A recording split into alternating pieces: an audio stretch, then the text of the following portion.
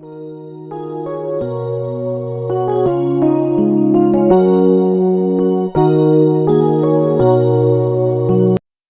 Friends, எல்லாரும் எப்படி இருக்கீங்க? என்னோட no rice, no sugar, no oil fry 100 days weight loss diet சேலஞ்சில் இன்றைக்கி டே 47. மார்னிங் எழுந்தவுடனே ஃப்ரெஷ்ஷப் ஆகிட்டு அதோடு எப்போயுமே பால்கனிக்கு வர மாதிரி இன்றைக்கும் பால்கனிக்கு வந்துட்டேன். ஸ்ரீக்கு ஸ்கூல் லீவ் விட்டுட்டாங்க. இன்றைக்கி பேரண்ட்ஸ் டீச்சர் மீட்டிங் வச்சுருந்தாங்க. அதுக்கப்புறமா சம்மர் கேம்ப் ஸ்டார்ட் ஆகிடுச்சு. சம்மர் கேம்ப் டீட்டெயில்ஸ் நான் நெக்ஸ்ட்டு வீடியோவில் உங்கள்கிட்ட ஷேர் பண்ணிக்கிறேன். அவள் எப்பயும் போல் ஒரு டம்ளரில் தண்ணி குடிப்பேன். இன்றைக்கி என்னன்னு தெரியல, ரொம்பவே தாகமாக இருந்தது. அதனால கரண்ட் ஆஃப் ஆகி வந்ததுனால ஃபேன் ஸ்லோவாக ஓடி நல்லா தூக்கமும் இல்லை. அதனால் நல்லா ஒரு பெரிய சொம்புலையே நல்லா தண்ணி குடிச்சிட்டேன். பாபா வந்துட்டாங்க அப்படிங்கிறதுனால பாப்பா தம்பியை அவங்க தூங்கிட்டு இருக்காங்க.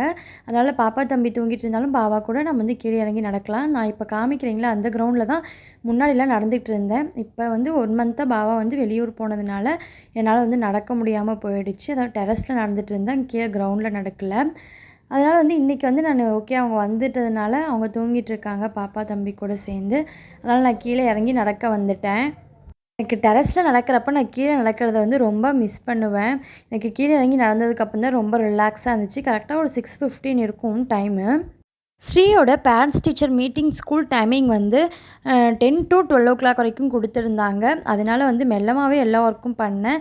இன்றைக்கி கிளைமேட்டும் ரொம்ப கொஞ்சம் கூலிங்காக இருந்தது. மார்னிங் டைமில், ஆஃப்டர்நூன் டைமில் நல்லா வெயிலடிக்க ஆரம்பிச்சிடுச்சு. வாக்கிங் பண்ணி முடிச்சுட்டு கரெக்டாக ஒரு அரை மணி நேரமாவது வாக்கிங் பண்ணியிருப்பேன். வாக்கிங் பண்ணி முடிச்சுட்டு க்ரீன் டீ தான் குடிச்சிட்ருந்தேன். கிட்டத்தட்ட அந்த கிரவுண்டை 6லேருந்து 7 டைம் சுற்றிருப்பேன். இன்றைக்கி மார்னிங் ரொட்டியும் நார்த் இந்தியன் ஸ்டைல் கறி பக்கோடாவும் பண்ணியிருந்தேன்.